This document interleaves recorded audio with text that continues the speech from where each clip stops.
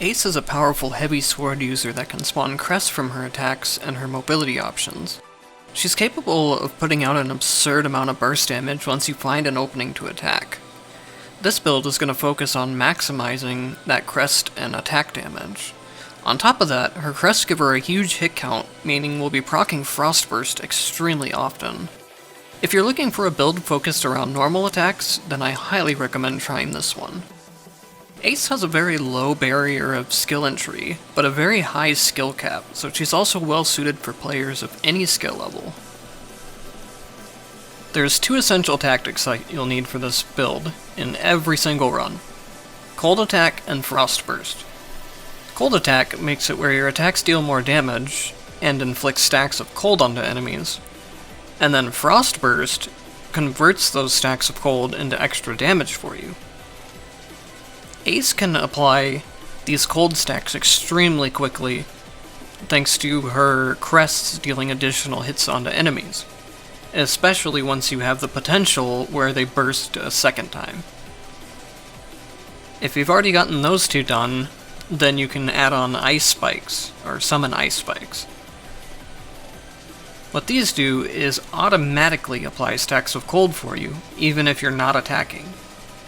So they just add in a lot of extra DPS to the build, even when you're having to dodge boss attacks or you can't attack for some reason. There is one potential that you need to get in every single run, and that is the universal enhancement that spawns more crests, or more crests can be generated, is how the game words it. This adds on more hits to your attacks, which in turn stacks frost more quickly. The other one I like to get is you can jump or dash to reset the combo counter of your airborne attack. That means against bosses like Oriad and the Tentacle thing that like to hover in the air for long periods of time, you can stay in the air and keep hitting them. It's also really good for dodging some of Susano's attacks. A lot of his just go across the ground, so if you can stall in the air for long enough, they're not going to hit you.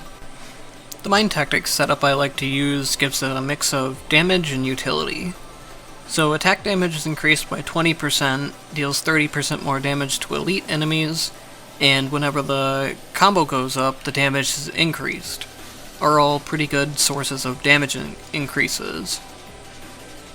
After that, I take appearance rate of Ice Tactics, and then appearance rate of either Blade or Light are the two that I've been running with this build.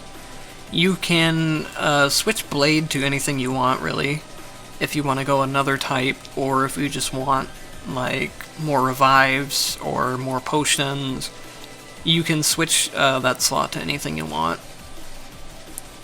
Also, one of the shop items costs 90% less is something I take on every run, just because it's extremely useful, but you could switch that one out too if you want. The build doesn't need entropy effects in any way, but if you can get up to 15, it's going to be a huge help to you. This is because the build really power spikes off of having the additional crest hits, and the refreshes will let you get it from stage 1 most of the time. You have to get pretty unlucky for it not to happen, but it is possible. Next up, let's take a look at my legacy characters. And now here's where things are going to get a little harder for you to follow in terms of a build guide, because I went and set up these characters specifically for this build.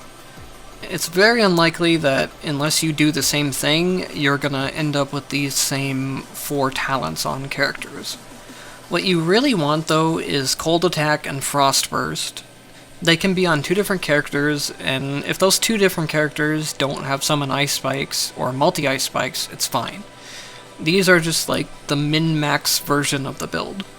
But what you really want to start everyone out with is already having your Cold Attack and Frostburst. That's just going to make it really consistent to play, and it's going to help out a lot with Ace's early game damage. Aside from that, I take Jean for the freeze he has on his legacy skill. It just gives you more time to do DPS, and then Time Stasis does the same thing for dodging. It gives you time to attack. Ace has a little bit slower attacks than a lot of characters, so getting in DPS on some of the bosses that move or attack more often can be difficult without the gene passives and skills.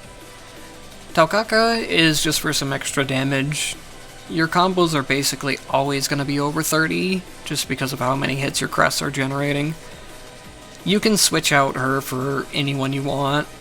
Jin I would highly recommend, but if you really want to switch him for someone, or you don't want to try and get the tactics onto him, and you have them on another character already, it's going to be fine. Once you've got the build all put together, the gameplay of it is pretty straightforward. You kinda just smack things with your normal attacks a bunch of times. Now on some of the bosses, that's easier said than done, but that's why we have Jin as our legacy. Like I mentioned before, the slowdown and the freeze from his passives will give you a lot of extra time to attack that you wouldn't normally have.